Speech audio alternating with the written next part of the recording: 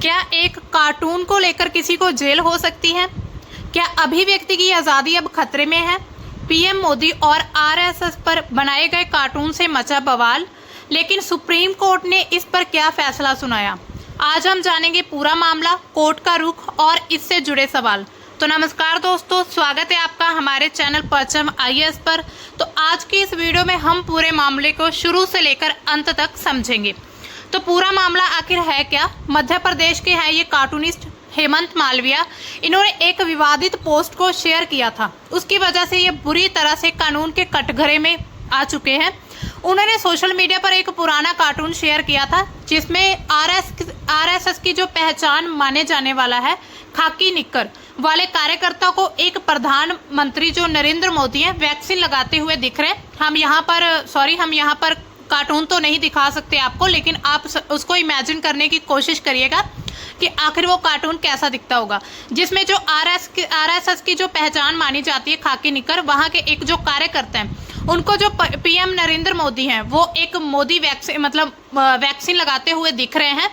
ये कार्टून जो है असल में 2021 में बनाया गया था, लेकिन अभी फिर से इसको सोशल मीडिया पर शेयर किया जा रहा है। और एक यहाँ पर जो यूजर है, जो कमेंट करते हैं इसमें, तो उन्होंने इसके साथ जाति और भगवान शिव से जुड़ी जो भी बातें हैं, विवादास्पद बातें, तो वो इन्होंने इस कार्टून के माध्यम से जोड़नी शुरू कर दी। मतलब ये मामला थोड़ा धार्मिक जा चुका है। तो इसके बाद जो आरएसएस के कार्यकर्ता वकील हैं विनय जोशी, उन्होंने फिर एफआईआर दर्ज करवाई और उन्होंने ये आरोप लगाया कि जो धार्मिक भावनाएं हैं उसको ठेस पहुंचाई जा रही इस कार्टून के माध्यम से।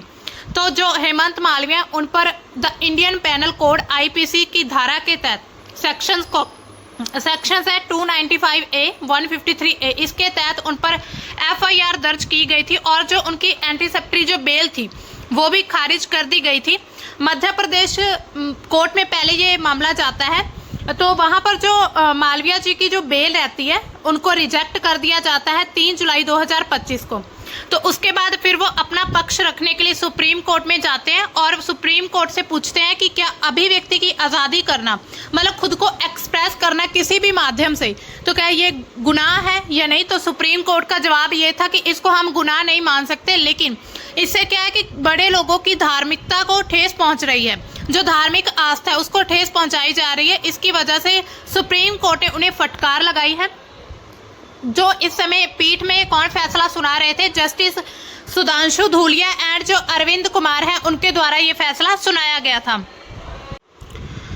जब ये मामला सुप्रीम कोर्ट के पास पहुंचता है तो कोर्ट ने क्या ऑब्जर्वेशंस दी थी? तो कोर्ट की जो पीठ है, बेंच रहती है, उन्होंने कहा है कि जो फ्रीडम ऑफ स्पीच है उसका सोशल मीडिया पर मिसयूज किया जा रहा है। उन्होंने ये भी बयान दिया कि लोग किसी को भी कुछ भी कह देते हैं, मीन्स कि people say anything to anyone, मतलब कि सोशल मीडिया के थ्रू किसी को भी कुछ भी आपत्तिजनक बातें कही जाती है।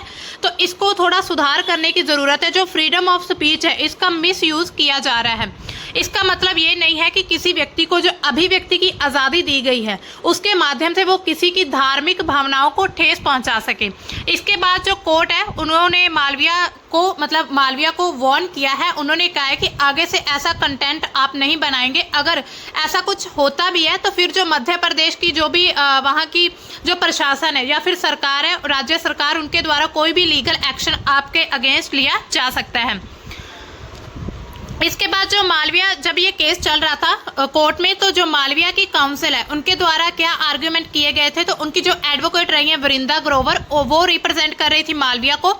उन्होंने कहा कि ये जो हम कार्टून को हम बनाते हैं या फिर कोई भी व्यक्ति अपनी एक्सप्रेस करने की आज़ादी जो है उसकी, तो उसको एक्सप्रेस करना, अपने जो थॉट्स हैं उनको किसी भी माध्यम से एक्सप्रेस करना, चाहे वो किसी लिखने के माध्यम से हो, किसी स्टोरी के माध्यम या फिर किसी भी कार्टून के थ्रू हम एक्सप्रेस करते, तो ऐसा उन्होंने कोई गुनाह नहीं किया है। लेकिन फिर भी उन्होंने कहा है कि जो मालविया है उन्होंने ये पोस्ट डिलीट कर दी, डिलीट करने का वादा किया कि वो डिलीट कर देंगे और आगे से ऐसा कोई भी पोस्ट शेयर नहीं करेंगे। लेकिन जो कि उन्होंने ये भी कहा है कि ये जो केस है ये 2021 का मामला है। अभी फिर से जो पोस्ट शेयर किया गया है उसको कि जनता के द्वारा शेयर किया गया है। तो अगर आपको कोई लीगल एक्शन लेना ही था तो तब उस समय 2021 में क्यों नहीं लिया? मतलब अब 4 साल हो चुके हैं, अब फिर उस बात को खोलने का क्या फायदा। तो इसी तरह ये आर्ग्यूमेंट चला था। तो जो आर्टिकल 19 है, अगर हम अनुच्छेद 19 की बात करें, जो अभिव्यक्ति भाषण की स्वतंत्रता का अधिकार देता है, लेकिन इसमें कुछ सीमाएं भी होती है। सीमाएं क्या रहती है कि जो भारत की संप्रभुता है, अखंडता है, उसको मतलब उसको ध्यान में रखकर कोई भी हम अपना जो भी थॉट्स हैं उसको हम एक्सप्रेस कर सकते हैं। इसके अलावा जो राज्य की सुरक्षा, उसको ध्यान में रखना होगा। जो सार्वजनिक व्यवस्था है उसको भी ध्यान में रखकर, मतलब कि किसी भी व्यक्ति को ऐसा कोई भी पोस्ट शेयर ना किया जाए, ऐसा कोई भी कार्टून या ऐसी कोई भी चीज़ सोशल मीडिया पर नहीं अपलोड होनी चाहिए जिससे जो सामाजिक व्यवस्था है उसमें कुछ मतलब उसमें लोगों की जो भावनाएं हैं उसको ठेस पहुंचाई जाए। इसके अलावा किसी की भी मान हानि नहीं होनी चाहिए। किसी भी अपराध के लिए किसी को उकसाने जैसा कोई भी भाषण या अभिव्यक्ति की आज़ादी नहीं होनी चाहिए।